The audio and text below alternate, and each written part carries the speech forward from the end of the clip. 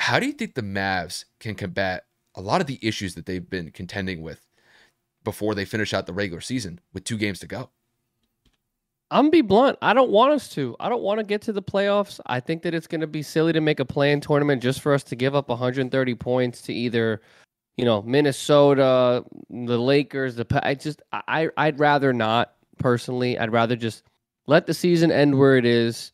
Hopefully, if we continue to lose, we can keep the draft pick and not give it to the Knicks in terms of that trade for Porzingis a few years ago. I said it in Miami to my friends. I'd rather not win. I said it in the Atlanta game that we lost right after that. It's better to just let it go. Kyrie and Luka, they're going to give you 30 a night, right? Or they're going to go back and forth between who's going to give 40. It's not the offense that's the problem. Luka said it publicly the other day. Offense isn't the issue. We just don't defend. We are probably one of the worst teams in total defensive efficiency. Last I heard, we were 23rd or 24th. Kyle went through the statistics on Monday's episode where we're kind of last in rebounding, offensive rebounding. I mean, we can't guard. At the Miami game, there were instances we had no defensive rotations, we had no closeouts, we had no box outs, we had careless turnovers, and we're one of the best turnover teams in terms of not turning the ball over in the league that made us lose this game.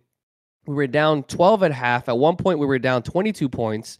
It's open threes, open layups. We switch everything. So anytime anybody sets a pick, it's a consistent mismatch. They're always targeting Luka and Kyrie because Kyrie's undersized and not the best defender, and Luka's got no effort. We don't have a definitive big. They didn't play Bam Adebayo, and yet we didn't play JaVale McGee. Dwight Powell is useless. Maxi Kleber looked like a piece of shit. Like, our best defender in Reggie Bullock and Josh Green, they couldn't do anything. And between the two of them, they had a total of 3 points.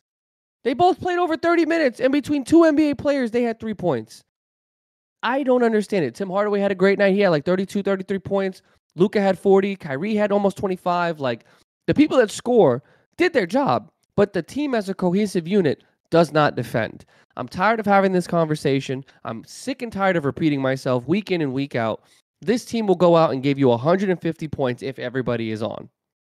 The word "if" is so big right here because, again, shots have to fall. We are one of the worst teams at attacking the paint. We are one of the worst paint presence teams in the league. We have no definitive big. We rotate a bunch of guys that aren't even 7 feet, that cannot back anyone down in this league. They have zero post game to speak of, and they're relying upon stretching the floor and shooting the 3-ball. Granted, JaVale McGee's a traditional big in terms of blocking shots and catching oops, but he's not someone that's going to really intimidate anybody. I think that he would just improve our shot blocking defense, our paint presence, and just altering shots and just overall energy off the bench. But Jason Kidd doesn't play him, and that's what goes into my next avenue of issues. Jason Kidd's selective rotations and who he puts in the minute distribution amongst the team is ridiculous. Jaden Hardy barely got any minutes in Miami, but Reggie Bullock scored 3 points. JaVale McGee got no minutes, but Maxi Kleber and Dwight Powell were useless. I'm not understanding what we're doing. Justin Holiday, one of our better defenders, was sitting on the bench for a lot of that game. He barely got any minutes. Jason is clueless with what the personnel he has out there is doing. Luka Doncic doesn't play defense. And for those of you that are going out there saying it's Kyrie's fault, Kyrie changed the narrative, Kyrie's averaging damn near 30 points a game since putting on a Mavericks uniform, went on the floor. Kyrie had 19 points in the fourth quarter last night against the Kings. Kyrie still leads the NBA in most points scored in the fourth quarter throughout the league at 9.6 points per game. The next closest person is Giannis Antetokounmpo at 8.5. So when you come here and you say Kyrie's not doing anything, Kyrie may have missed a couple of games because of some injuries.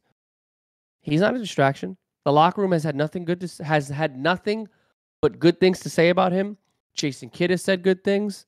The staff has said good things. Mark Cuban has even said good things. It has nothing to do with Kyrie.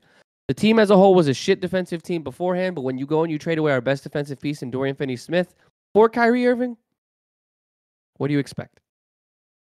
The rumors have it, Kyrie's probably not going to re-sign.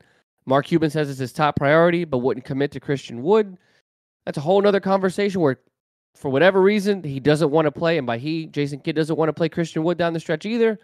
I truly and honestly don't understand a guy that's going to give you 20 and 10 on a nightly basis, doesn't start, and then doesn't get consistent minutes when he doesn't start. So The Mavs are a walking tire fire, as Kyle would say. We have been falling apart since the All-Star break, pretty much since the trade. And there are a multitude of reasons. I said that this trade wouldn't work out. I blamed Kyrie for a lot of it. I will not lie. I'm not going to sit here and go back on my word. I stick by what I said in terms of Kyrie would alter things, and I'm eating those words. But what I said about defense, Jason Kidd, and everything else, it's looking like I'm going to be right, man. Looks like Kyrie's going to end up dipping because I'm pretty sure he didn't agree to leave a 3 or 4 seeded Brooklyn team to come to a top 4 seeded Mavericks team to fight for a play-in spot. It's just not a good look for the organization. We look horrible.